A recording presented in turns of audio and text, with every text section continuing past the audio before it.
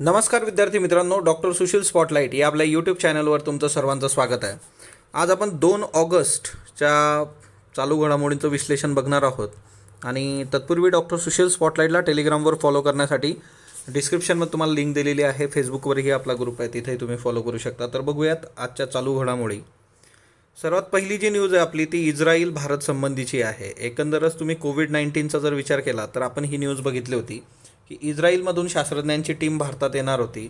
आणि आता त्यांना इस्रायली रिसर्च टीम जी आहे त्याला जे कोऑर्डिनेशन आहे ते DRDOचं कोऑर्डिनेशन असणार आहे. आणि DRDO त्यांच्याबरोबर काम करतं आहे. आणि येत्या काळामध्ये याच्यातून काय रिझल्ट्स येतात ते बघूयात. थोडा रेड टेप मेकॅनिझमचा पण इश्यू होता, पण ठीक आहे.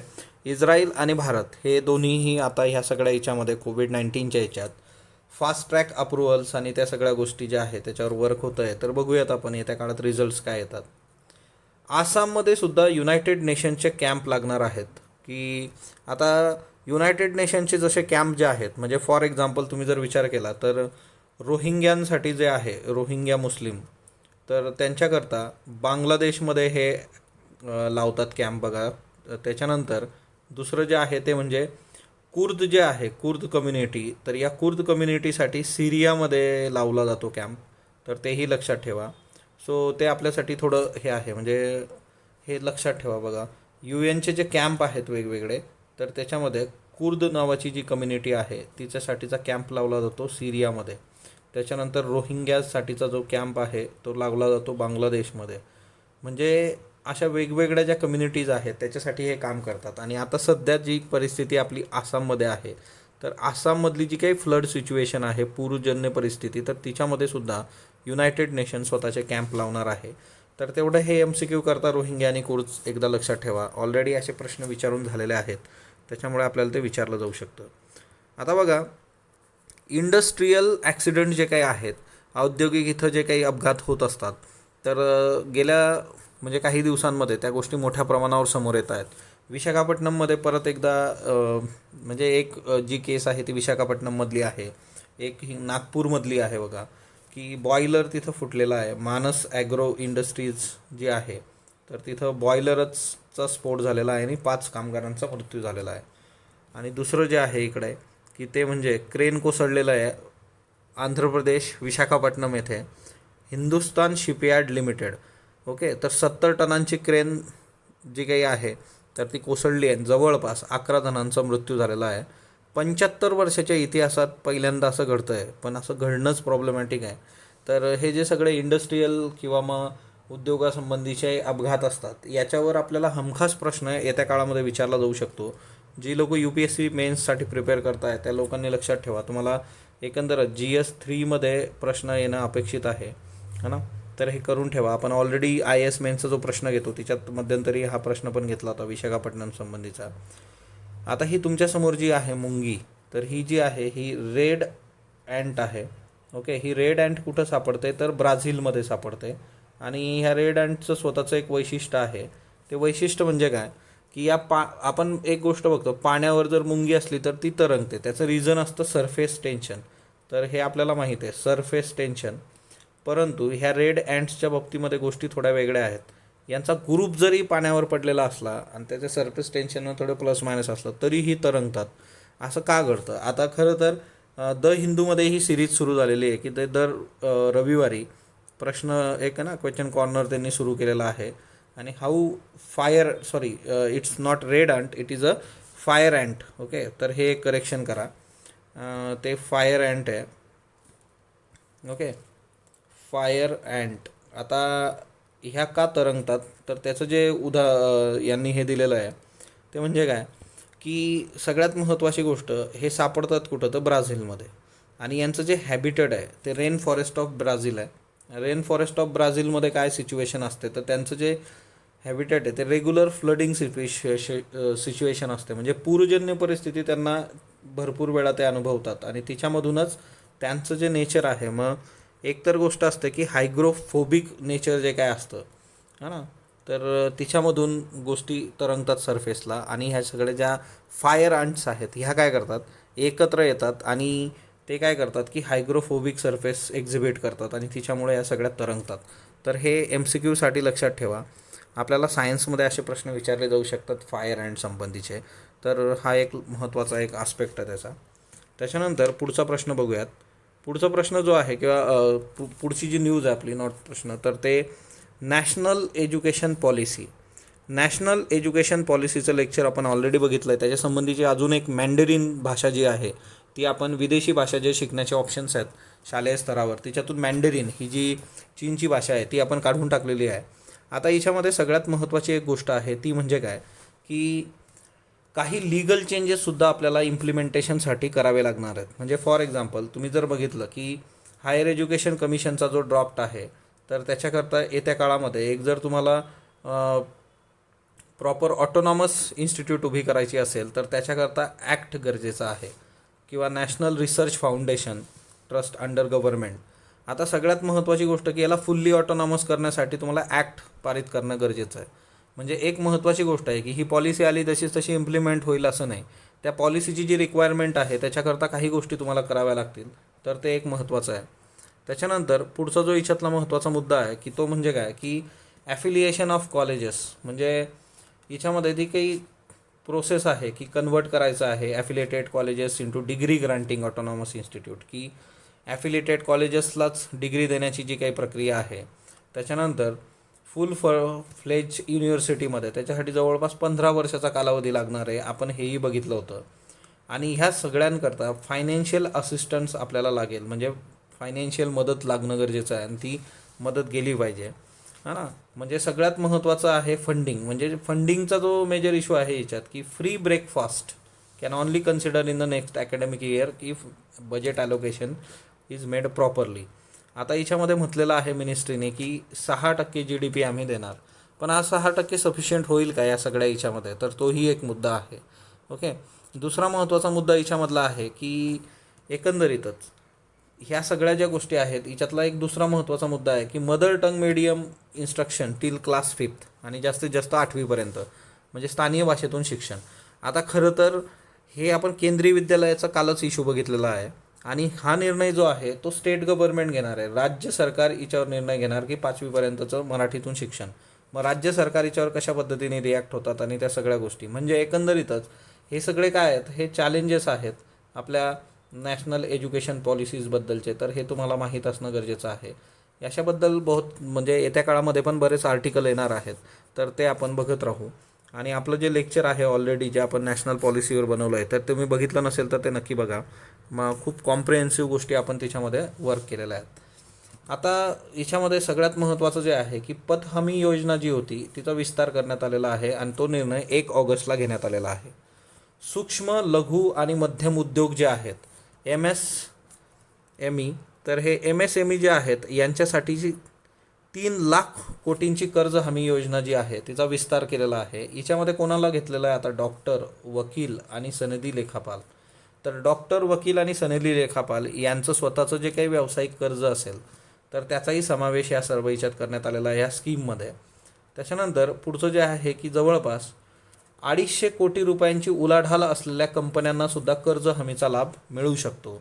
म्हणजे आता ह्या विस्तारामध्ये ही एक नव्याने गोष्ट आहे की 250 कोटी जर तुमची उलाढाल असेल तर त्या केसमध्ये सुद्धा तुम्हाला याचा लाभ मिळू शकतो. त्याच्यानंतर कर्ज हमी योजनेचा लाभ जास्तीत जास्त कंपन्यांना झाला पाहिजे याच्याकरता 29 फेब्रुवारीपर्यंतची कर्ज थकबाकीची मर्यादा जी 25 कोटींवर होती, 25 कोटी इतकी होती, ती 50 कोटी करण्यात आलेली आहे. आता साधी गोष्ट आहे की ज्यावेळेस तुम्ही कर्ज थकबाकी 25 कोटीवरून 50 कोटी करता तर त्याच्यामध्ये एक जास्तीच्या कंपन्या आता सामावून घेतल्या जातील. दुसरी महत्त्वाची गोष्ट जी आहे की नवीन जे निकष आहे त्याच्यानुसार 50 कोटींचं कर्ज थकीत आहे त्या लोकांना अतिरिक्त कर्ज रकमेवर थकीत कर्जाच्या 20% कर्ज हमी मिळेल. बघा आता आधी हे किती होतं, 25 कोटी एवढ्या कर्ज हमीची मर्यादा होती, थकबाकीची मर्यादा होती, ती 50 कोटी केली आणि त्या 50 कोटीमध्ये 20% कर्ज हमी या लोकांना मिळणार आहे. दुसरा महत्त्वाचा मुद्दा जो आहे तो म्हणजे काय की ही जी योजना आहे त्याच्या लाभांसाठी कंपन्यांच्या वार्षिक उलाढालीची जी अट आहे तर ती वार्षिक उलाढालीची अट 100 कोटीवरून 250 कोटी करण्यात आलेली आहे. तर हाही याच्यातला एक खूप महत्त्वाचा आस्पेक्ट आहे. दुसरी महत्त्वाची बाब जी आहे याच्यामधली की जे काही कमाल कर्ज असतं रक्कम, म्हणजे पूर्वी 5 कोटी होती ती आता 10 कोटी करण्यात आलेली आहे. म्हणजे आता एखाद्या कंपनीसाठी कमाल कर्ज रक्कम म्हणजे जास्तीत जास्त किती कर्ज घेऊ शकतात ते 5 कोटी होतं आधी, तर ते आता 10 कोटी करण्यात आलेलं आहे. त्याच्यानंतर विस्तारित कर्ज हमी योजनेमध्ये अतिरिक्त 1,00,000 कोटींच्या रकमेस पतहमी देण्यात आलेली आहे. तर हेही महत्त्वाचं आहे की अतिरिक्त रक्कम किती असेल याच्यात, 1,00,000 कोटी. राष्ट्रीय पत हमी विश्वस्त कंपनी जी आहे त्या कंपनीला 100% हमी लाभ मिळणार आहे.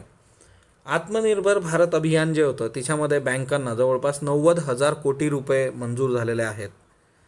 किसान क्रेडिट कार्डमध्ये 2.5 लाख शेतकऱ्यांना 2,00,000 कोटींच्या सवलतीच्या कर्जाचा लाभ मिळणार आहे. आता बघा, आत्मनिर्भरवर सेपरेट लेक्चर आपलं बनलेलं आहे, त्याच्यात सगळ्या गोष्टी आपण कव्हर केल्या होत्या. किसान क्रेडिटमध्ये पण 2.5 लाख शेतकऱ्यांना 2,00,000 कोटीच्या सवलतीच्या कर्जाचा लाभ, आणि ह्या सगळ्या बेसिक गोष्टी ज्या आहेत ते तुम्हाला लक्षात ठेवायच्या आहे. एकंदरच ही जी पत हमी योजनाचा विस्तार करण्यात आलेला आहे त्याच्यात कोण कोण सामील झालेलं आहे, डॉक्टर, वकील, संधी लेखापाल किंवा ह्या 250 कोटींची उलाढाल असलेल्या कंपन्यांना पण समावित केलेलं आहे. कर्ज थकबाकी जी आधी 25 कोटी होती ती आता 50 कोटी करण्यात आलेलं आहे, त्याचं जे काही प्रमाण आहे. दुसरी महत्त्वाची गोष्ट की 50 कोटींचं कर्ज असणाऱ्यांना 20% कर्जाची हमी मिळणार आहे. तर ह्या बेसिक गोष्टी थोड्या लक्षात ठेवा. आकडेवारी आहे. विजन बियॉन्ड गेम, तर हा एक गेम आहे आणि हा गेम दृष्टीहीनांसाठी त्याची निर्मिती करण्यात आलेली आहे.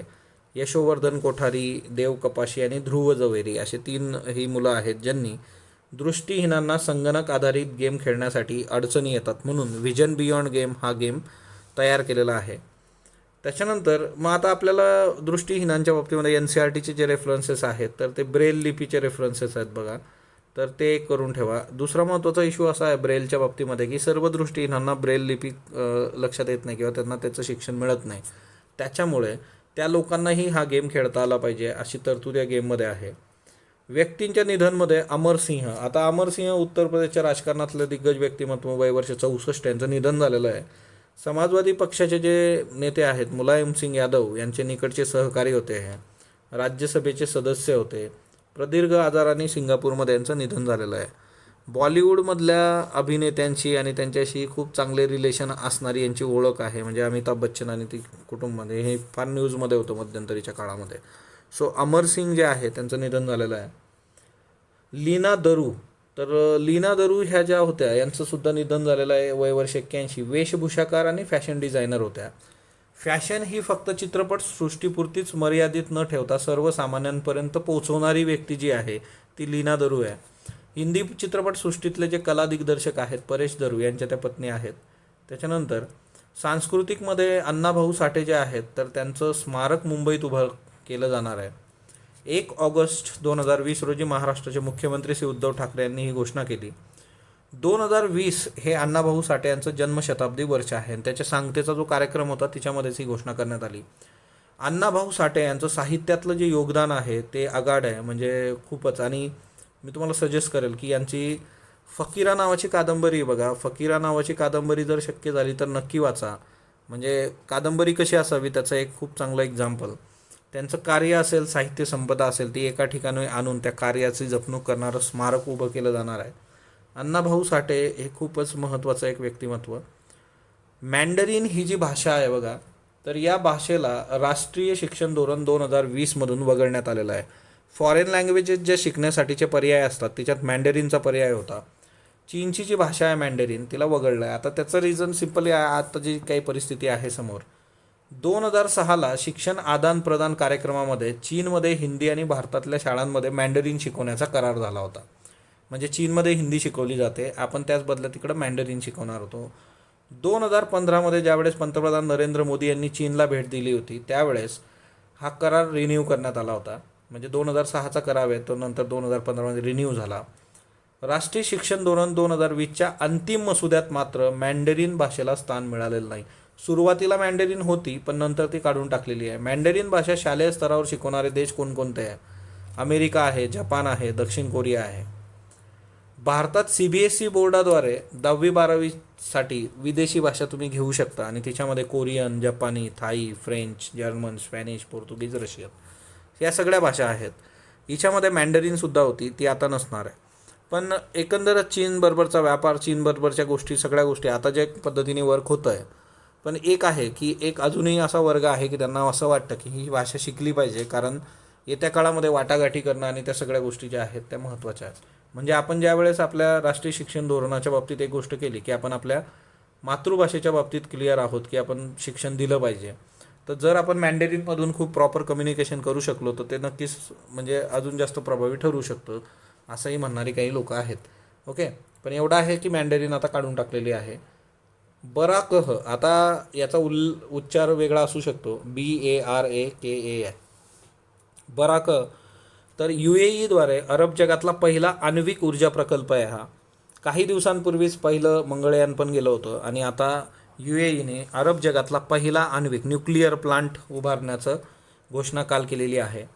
आता बराकह हे अरब जगातलं पहिलं आण्विक ऊर्जा प्रकल्प असणार आहे आणि याचा अर्थ शुभेच्छा किंवा ब्लेसिंग्स असा होतो. आणि दुसरी महत्त्वाची गोष्ट की म्हणजे अरेबिक भाषेतला हा शब्द आहे. ही जी भाषा आहे तर ती अरेबिक आहे. अरेबिक भाषेतला हा शब्द आहे. कोरियन इलेक्ट्रिक पॉवर कॉर्पोरेशन याला उभं करणार आहे. तर कोरियाला हा कॉन्ट्रॅक्ट मिळालेला आहे. 1 ऑगस्ट 2020 रोजी घोषणा करण्यात आली आहे UAEद्वारे. तर UAEद्वारे असे बरेचशे गोष्टी वर्क केल्या जात आहेत.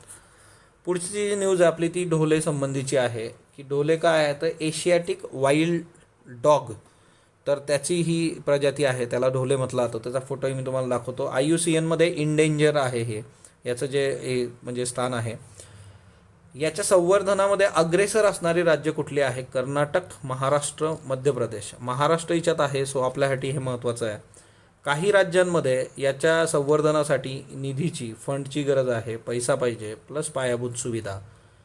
अरुणाचल, छत्तीसगड, ओडिसा, तेलंगणा, गोवा, तर इथं पैसा प्लस इन्फ्रास्ट्रक्चर पाहिजे ढोलेच्या कन्झर्वेशनसाठी. भारतातील वाघांसोबत ढोले ही एकमेव अशी प्रजाती आहे लार्ज कॉर्निवोर्स प्रकारातली जी इंडेंजर आहे. तर हे खूप महत्त्वाचं आहे. ओके, MCQ करता लक्षात ठेवा.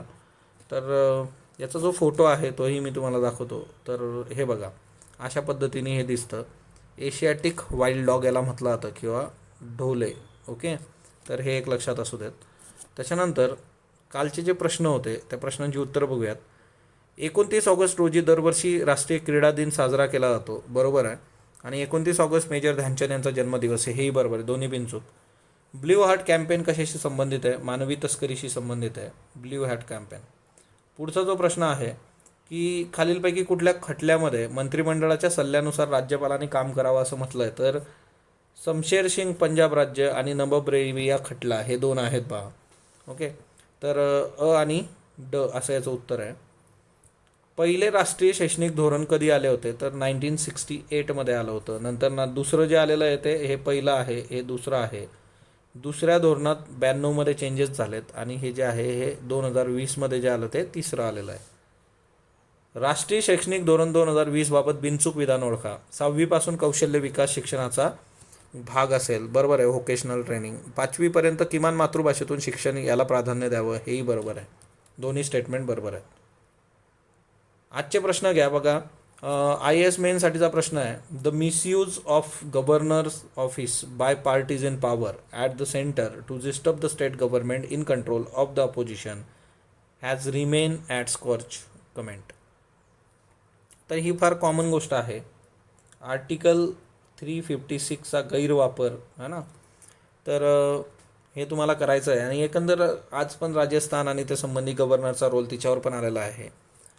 त्याच्यानंतर एन्व्हायरमेंट इम्पॅक्ट असेसमेंटवर एक आर्टिकल आहे, तर ते एक लेक्चर आपण घेणार आहोत की काय चेंजेस झालेले आहेत, जुना मसुदा आणि नवीन. मातृभाषेतून शिक्षण काळाची गरज, MPSCसाठी एसे 400 शब्दात तुम्हाला लिहायचं आहे.